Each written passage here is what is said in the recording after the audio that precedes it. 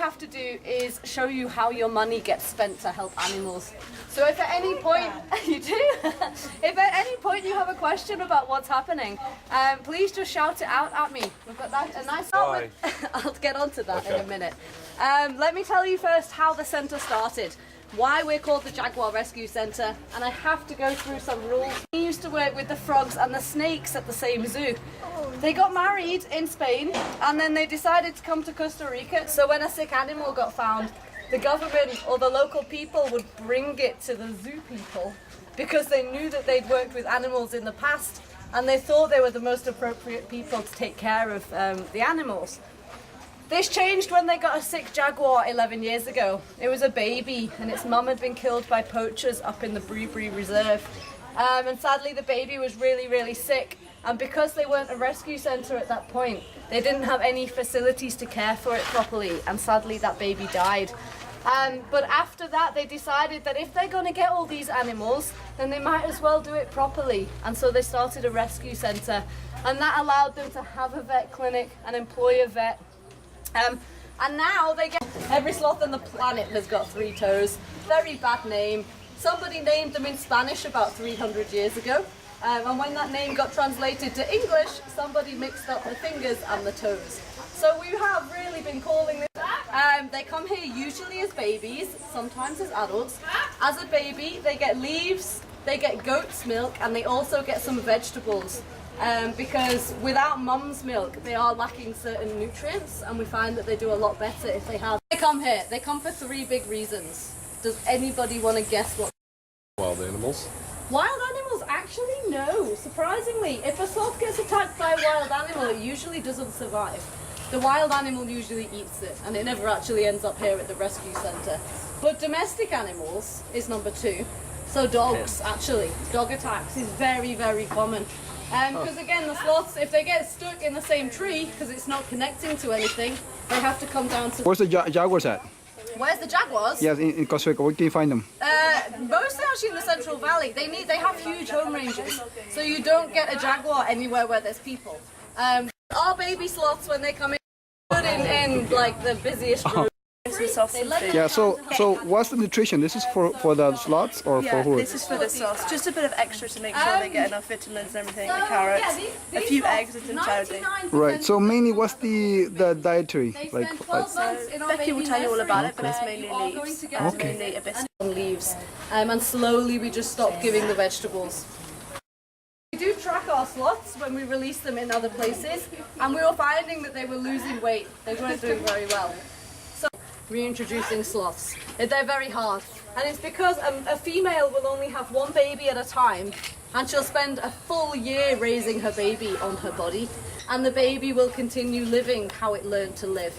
So they're creatures of habit. That's how they survive. So we raise our sloths here, we take them away and we release them, and then all they know what to do is to come back and live the way that they were raised. So it is a problem.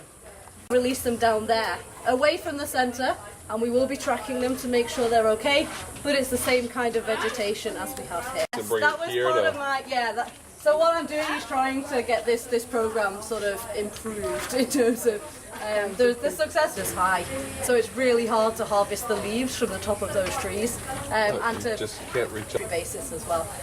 So we're working on it, but at the moment, here they are having breakfast. Now before we move on, does anyone know it's actually a really good way to survive? They just move so slowly, nothing sees them. So you don't get eaten by they do that. They waste all their energy and they get eaten all the time while they're pooping. All their predators, all the big cats, eat them while they're pooping. Why would you do that? Just poop from the top of the tree. Yeah. Nobody can understand it. Honestly, I spent 2 years trying to find out and I failed, so embarrassingly. Baby sloths go in a different direction, and the poor volunteer in charge of them is marking on the back as well. But they're totally different animals. What about the green ones? Where can you find them? The green ones, all of them get green when they're in the wild, particularly if it's rained a lot. Right now it's very dry around here, so we've not had much rain, so the sloths aren't as green as normal. And these ones do not get very wet, so that's why. So mainly grey and brown. Huh? Mainly grey and brown? Brown, yeah. Common ones. Well, how old she is because she was born. She was the first baby born in captivity 47 years ago, and she has made it this far.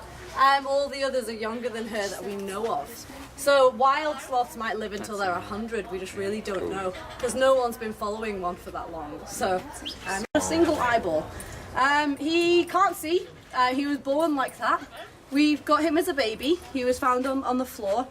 We were going to euthanize him, but we decided that we can actually give him quite a nice life. So we raised him. He lives mostly on the shoulder of a volunteer. Can't see to land on anything, but we couldn't find him anywhere. We sent out search parties for 3 days looking for the blind parrot, and we got so desperate we set up a cell. But if the bird can talk, we're never allowed to release it into the wild because he has been having some health problems recently. He's having to be hand-fed, and as you can see, he's quite needy.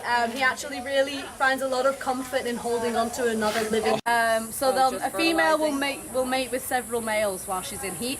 And then so it's with the lady sloth, and then loses all the way on the floor, and it takes him another week to climb the tree again.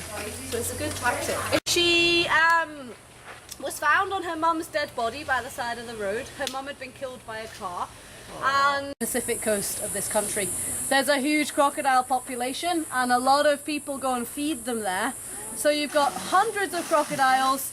There's too many of them. Crocodile Bridge. The river, and she's about 5 meters long.